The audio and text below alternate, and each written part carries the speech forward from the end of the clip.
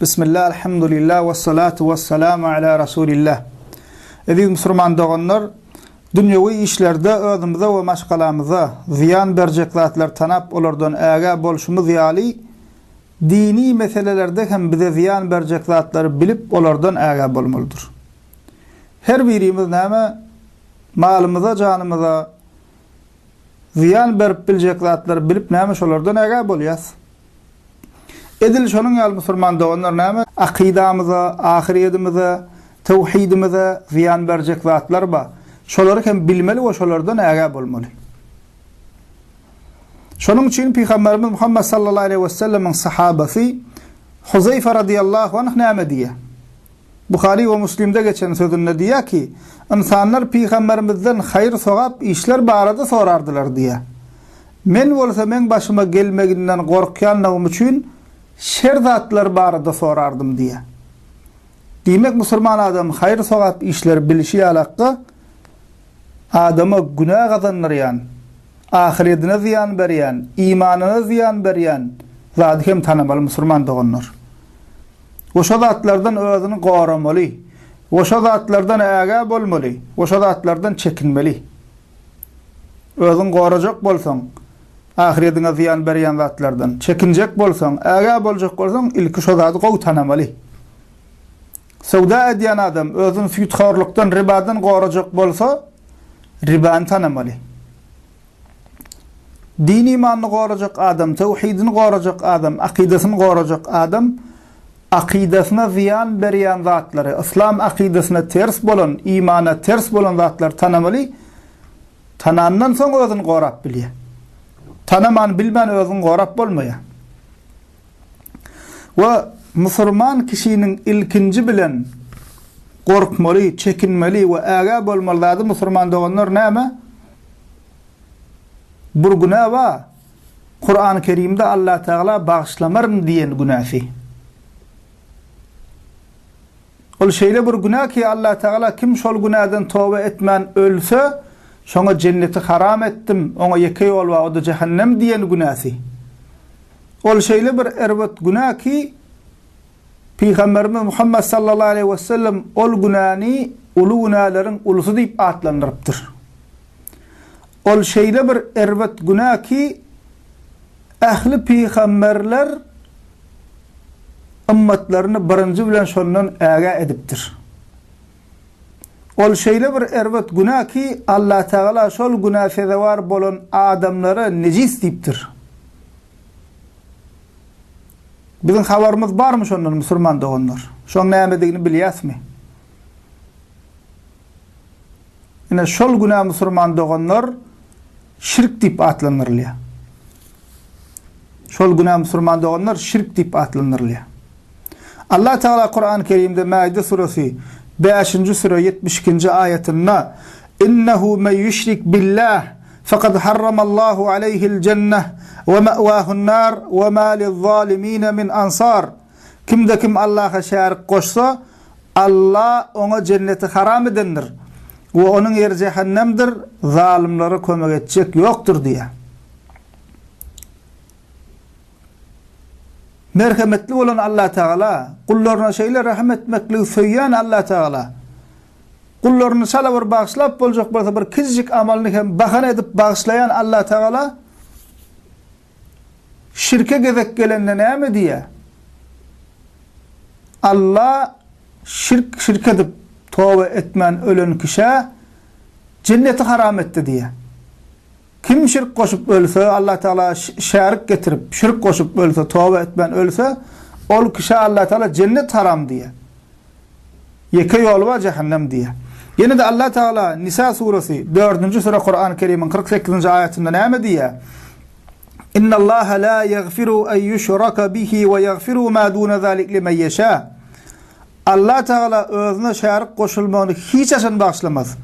Ondan galanyny islanyny bağışlar diye. Allah Teala bağışlamar diýen ýeketek günahı Kur'an-ı Kerim'de. Ol hem Allah Teala şirk koşmak. Şu bir kişi imanlı bolup ölse, Allah Teala şerik koşman ölse, Näçe günahkarım bolsa cehennemde cezasyny çekenden sonra ahyrynda cennete girmeli şol kişi. Amma kimde kim şirk koşup ölse, oşondan tövbe etmän ölse, Allah Teala diýär: merhametli bolan Rabbimiz insanlar kizjek bir ýagşylygyny hem imanly bolsa näme şonu bir bahanalap bağışlap duran Rabbimiz şirke gedek galanna diýär bağışlamarny ya Allah Teala. Şirkten galanny islanyma bağışlarny, şirkten galan günahny islanyma bağışlarny diýär. Emma şirki bağışlamarny diýär. Binail erwat musulman doganlar cenneti bir insan şol tövbe etmän ölse cennet şoňa haram. Allah bağışlamarny diýär Allah Teala. Diýmek musulman doganlar biziň ilki bilen gorkmaly we çekinmeli we äge bolmaly zadymyzyň birinjisi şirk. İlki bilen biz şirkden gorkmaly. Emma gynansak da içimizde köp kişi şundan bir haber gezip ber. Biz şundan Kur'ana göre, sünnete göre şu zatdan biz gorkmaly we çekinmeli we äge bolmaly. Emma biz nädip çekineli, nädip gorkaly, nädip äge bolaly biz şirki bilemiz oga. Biz bir näçe kişi içimizde şirki tanamaya. Hatta bir näçe kişi şirk diýilen zada dogry mu ka, sowap mu ka diýip edip berçimizde. Hatta içimizde kafir molla we ahun adyny göterip boran kafir şeytanyň adamlary halka allap, halka azdyryp şirk bolan zatlara dogry diýip öwrüdip otur. Diýmek musulman nogon şu zatlardan bir gaty çekinmeli, gaty äge bolmaly, şu zatlary gowy bilmeli, gowy öwrenmeli, şu zatdan özümiz gorar ýalakka. Şirk Allah Taalaň gatyna şeýle yaman, şeýle erwet günah bolanlygy üçin ähli peýgamberler birinji bilen ümmetlerini şundan äge etdiler diýdik. İlki bilen ähli peýgamberleriň hemmesi ähli peýgamberler birinji bilen ümmetlerini şundan äge etdiler, şirkden äge etdiler. Nerden bilýäs? Allah Taala Kur'an-ı Kerimde haber berýär. Kur'an-ı Kerim'in 16. suresi Nahl sure 36. ayetinde Rabbimiz näme diýär? "Ve laqad ba'asna fi kulli ummetin rasulan en i'budullaha ve ijtanibut-tağut." Diýär Allah Taala biz her bir ümmete diýär peýgamber uğratdyk diýär. Näme diýip? Bir Allah'a ibadet edin we tağutlardan gaçyň diýip diýär her ümmete bir peýgamber uğratdyk diýär. Tağut näme? İnsanlaryň özleriniň ilahleşdiren, hudaýlaşdyran we Allah'a şärik goşan zatlarynyň hemmesine tağut diýilýär. Ähli peýgamberler ümmetlerini nämeden äge edipdirler, nämen tapşyrypdyrlar? Bir Allah'a ibadet edin, bir Allah'a sygynyň, bir Allahyň ýoluna ýykylyň, Allah'dan gayri ilahleşdirilen, hudaýlaşdyrylan zatlardan gaçyň, şo zatlardan äge boluň diýipdirler. Ve Allah Teala Kur'an-ı Kerim'de Luqman aleyhisselam'ın kıssasyny haber berýär. Şul kıyamete çen okulyp durmaly Kur'an yüzlerce miňlerce kişiler tarapyndan, musulmanlar tarapyndan ýat tutulup, tefsir edilip, mescitlerde, medreselerde okulyp duran Kur'an-ı Kerim'de Allah Teala ýaşap geçen bir salih bendelerinden bir benden kıssasyny getirýär. Demek Allah Teala şundan razı bolupdyr ki biziň içimizden näme sizem okaýaňyz, sizem şunu okan we öwret alyň diýip şoň kıssasyny getiripdir Allah Teala. Ve ol kıssasynda Luqman aleyhisselam oğluna öwüt we nasihat berýär. Allah hem şol öwüt we nasihatdan razı bolupdyr ta kıyamete çen näme biz okaly we bizem şondan öwret alaly diýip Kur'ana goýupdyr Allah Teala şonu. Wahy edipdir peýgamberimize. We şol Luqman aleyhisselamyň kıssasyny we wagzyny nasihatyny oğluna näme bize haber veripdir. Ve Luqman aleyhisselam oğluna nasihat edýär we tawşyryk berýär. Ve ilkinji bilen tawşyryk berýän zady näme şo musulman dogan. Diýär ki Luqman suresi 31. sure 13. ayetinde ve iz qala Luqman libnihi ve huve ya'izuhu ya bunayya la tushrik billah inneş-şirke lezulmun azim. Luqman aleyhisselam oğluna nasihat etdi ve şeýle diýdi: "Ey oğulcugum, Allah'a şärik goşma. Şirk en ulu zulümdür" diýdi. "En ulu günahdır" diýdi.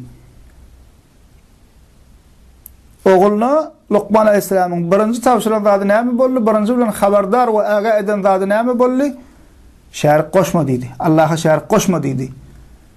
Eger bizden birine oğluna gyzyňa nasihat et, bol öwüt ber diýse näme diýerkä? Ay malıma ýeçik, öýüme ýeçik, ulagma ýeçik, janyp şuňa ýeçik diýip belki dünýä işlerinden tawşyryk berer. Emma näme? öňki ümmetlerde ýaşap geçenler, salih kişiler we peýgamberler birinji bilen näme tawşyryk berýärdi ýyzyň naklara we ümmetine we näme halkyna Allah'a şirk goşaýmaň diýdi. Allah Taalaň şey dip berkitip Kur'anyna gaýta-gaýta tawşyryk beren zatyndan biziň habarymyz barmy? Tanaýasmy biz şirki? Şirk diýilene biz çut kesik jogap berip bilýäsmi näme diýini? Gynansak da musulman dogan agla we türkmen bir habar şundan. Ve edil şonun ýalak Muhammed sallallahu aleyhi ve sellem hem Buhari ve Müslim'de geçen sahih hadisinde bize näme diýdi? Ela unabbiukum bi ekberil kebair thalathan. Peygamberimiz Muhammed sallallahu aleyhi ve sellem 3 ýerde gaýtalap aýtdy. Size ulu günahların ulusunu haber bereyinmi? Size ulu günahların ulusunu haber bereyinmi? Size ulu günahların ulusunu haber bereyinmi deyip Peygamberimiz 3 ýerde gaýtalap sahabalardan soradı. Çünkü Muhammed sallallahu aleyhi ve sellem mühim ve ahmiyetli zatlar näme derdi? Beter ahmiyetli ve beter mühim zatları 3 ýerde gaýtalap aýdardy. Ve sahabalar diýdiler, "Qalu bela ya Rasulullah, hawa ya Rasulullah" diýdiler. Şonda Peygamberimiz aýtdy, "Qal el-işraku billah ve uququl walidayn." Muttafaqun aleyh. Diýdi ki, Allah'a şirk koşmak ve ene ataatsızlyk etmek. Ulu günahların ulusu deyip Allah Peygamberimiz näme bize haber verdi? Nämeden bizi haberdar etdi? Allah Teala şirk koşmak deyip birinci Allah Teala'na şirk koşmağa getirdi. Yani şirk koşmak musulman doganlar şeýle bir erbet zat, şeýle bir nejis zat Allah'ın gatyna öz yakin nikah düşmeýän kişiň bilen zina edenden hem beter. Özüne nikah düşmeýän iň yakin garnaşy bilen hem zina edenden hem beter şul. Adam öldürmekden beter. Yetim hakyny ýemekden erbet zat şul. Müňlerçe, 100 müňlerçe adamy öldürmekden hem erbet zat şul Allah'ın gatyna.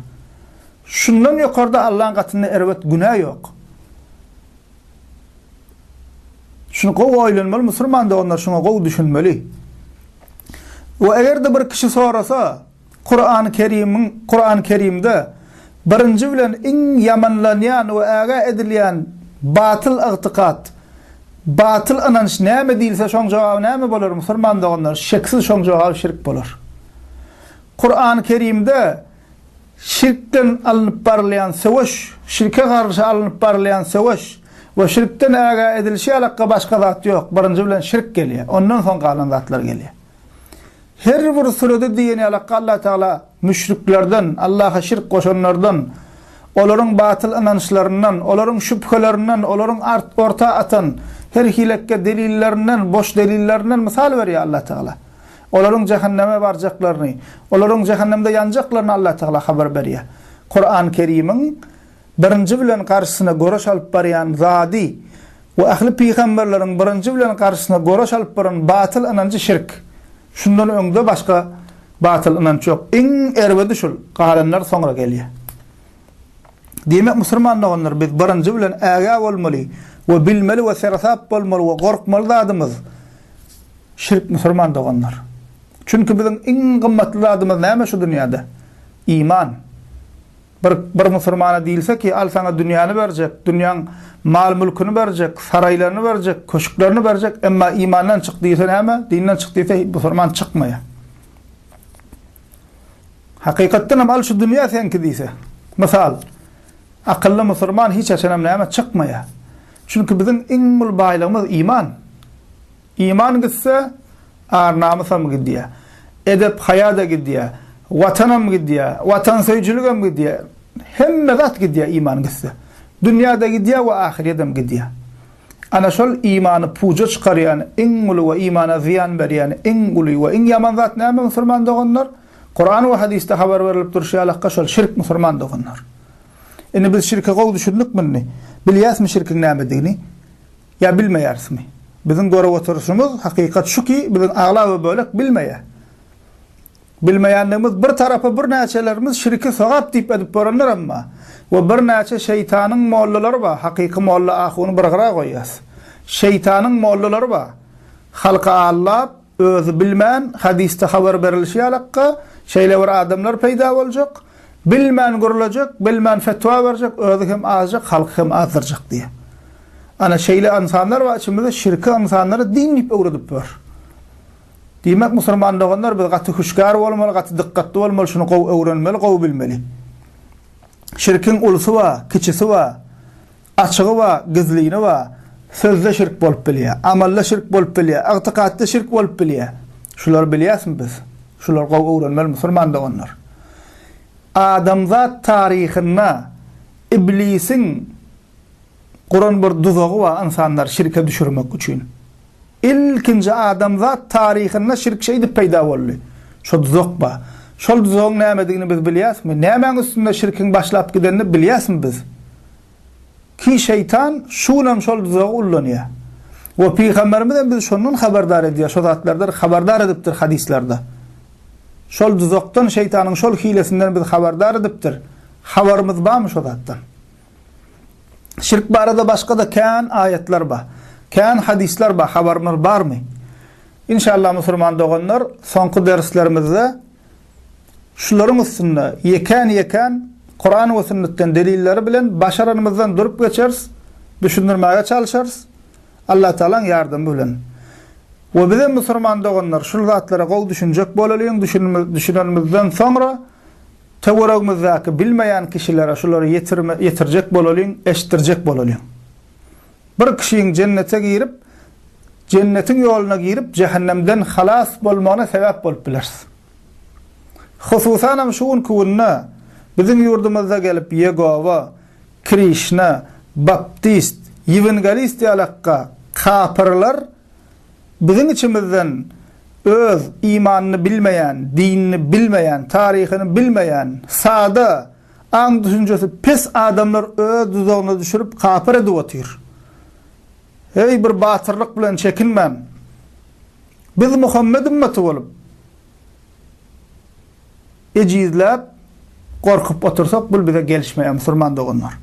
Şoň üçin şu zatlary eşitip, düşünüp bilmeýän doganlarymyza, dostumyza, ýakynymyza nämeler düşündireliň, yetireliň, eşitdireliň. İnşallah mundan soňky derslerimizde ýa kaidanlarymyzy yekan üstüne Allah Taala'nın ýardamy bilen durup geçeriz. Velhamdülillahi rabbil alamin.